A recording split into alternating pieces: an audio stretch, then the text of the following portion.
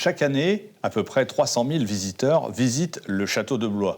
Ils ne voient pas cette pièce, nous sommes au second étage du château, des coulisses qui montrent des travaux de rénovation. Le château royal de Blois est un château municipal, c'est la municipalité qui est donc chargée des investissements et de la préservation de ce patrimoine. Nous allons voir avec l'adjoint à la ville de Blois en charge du patrimoine, Jérôme Bougeot, comment se fait ce choix et cette politique patrimoniale dans un espace aussi gigantesque. Quels sont les choix et les possibilités d'une municipalité quand il faut préserver un patrimoine comme celui-là? Donc on va commencer évidemment par ce qui nous couvre, la toiture en premier lieu, puisqu'il y a toujours quelques fissures ici ou là, ou quelques petites poches d'eau qui peuvent s'incruster. Donc on va commencer par sécuriser le bâti. Ensuite, la charpente, bien sûr. On pourrait avoir quelques dégradations. La charpente est très ancienne. On doit les sécuriser.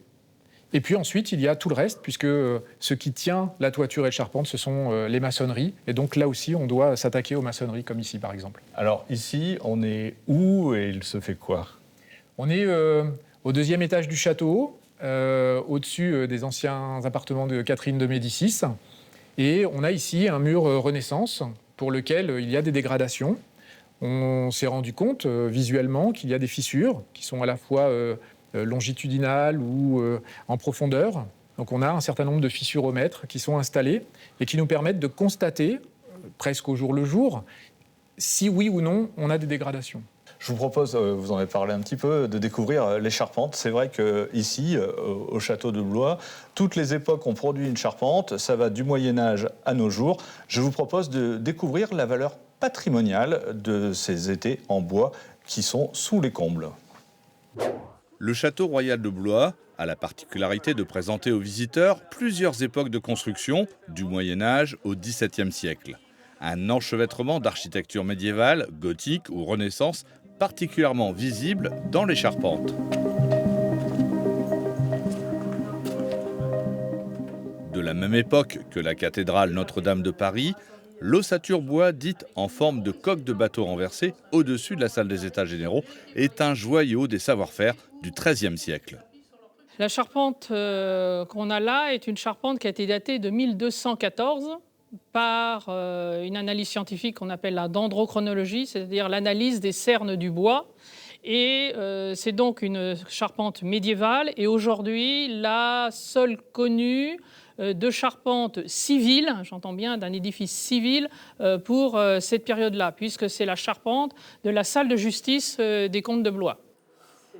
Une balade dans les combles du château raconte l'histoire de nos ancêtres bâtisseurs. Ce type de bâtiment, ce qui était intéressant, c'est ce qu'on voyait d'extérieur, les beaux décors, les sculptures, et puis derrière, eh bien, vous avez des parties qui sont effectivement non décorées, beaucoup plus ordinaires, mais on a un espèce de sentiment quand on s'y promène, c'est sûr, un peu de découverte, d'aventure. Pour les familiers des lieux, chaque partie du château a un prénom. Donc là, on est chez Gaston, on va voir la charpente. Bonjour Gaston. Gaston d'Orléans, le frère de Louis XIII, c'est lui qui commande à un architecte, François Mansart, c'est elle du château. Cette charpente est belle. En fait, elle est magnifique. On a une vraie œuvre d'art parce que le jeu des chevrons, des poutres dessine un espace et des lignes. Et une forme aussi, ça a une forme très très particulière, alors que les charpentiers appellent à entrer, retrousser, enfin bon, passons sur la terminologie complexe, mais ça vous donne effectivement une sorte d'œuvre d'art qui est, voilà, ajoutée à un volume qui est assez époustouflant. Voilà. C'est beau, voilà, tout simplement.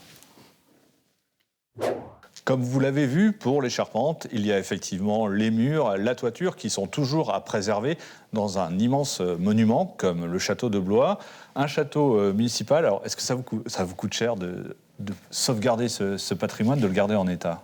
Si on devait intégralement reprendre tous les travaux pour éviter ces étés, si on devait reprendre aussi des travaux plus simples, de simple nettoyage autour des fenêtres, de rejointoiement des pierres, bien sûr, tout ça, ça coûterait plusieurs dizaines de millions d'euros, ce qui est l'équivalent de tous les travaux qui sont réalisés sur une année dans tout le patrimoine de la ville de Blois, que ce soit du patrimoine routier ou du patrimoine immobilier, peu importe.